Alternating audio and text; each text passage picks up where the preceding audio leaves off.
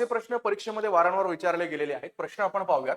एक भाविक मंदिराच्या पायऱ्या चढताना पायरीच्या क्रमांक इतकी फुले प्रत्येक पायरीवर ठेवतो. जर मंदिरास एकूण 65 पायऱ्या असतील तर त्याला एकूण किती फुले लागतील? म्हणजे पहा, पायरीच्या क्रमांक इतकी फुले, पहिल्या पायरीवर पहिलं एक फुल, दुसरी पायरी असेल 2 फुलं, तिसऱ्या पायरीवरती 3 फुलं, चौथ्या पायरीवरती 4 फुलं, असं करत करत किती पायऱ्या आहेत? एकूण 65 पायऱ्या आहेत, 65 आहेत. सो 65 फुलं 65व्या पायऱ्यावरती आपण ठेवणार.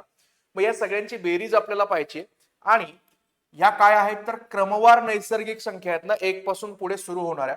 जेव्हा क्रमवार नैसर्गिक संख्यांची बेरीज करायची असते तेव्हा एक सूत्र आहे n इंटू n प्लस 1/2. या सूत्रामध्ये n म्हणजे या क्रमातली शेवटची संख्या आणि ती शेवटची संख्या आहे 65. मग जर किमती आपण ठेवल्या तर 65 गुणिले n प्लस 1, 65 अधिक 1 किती होणार? 66 भागिले 2. मग 66 भागिले 2 जर आपण केले तर हे किती येतील?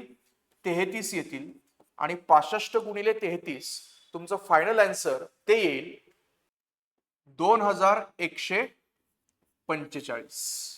सो एकूण 65 पायऱ्यांवरती त्याला किती फुलं ठेवायला लागतील? तर त्याला ठेवायला लागतील 2145 फुलं.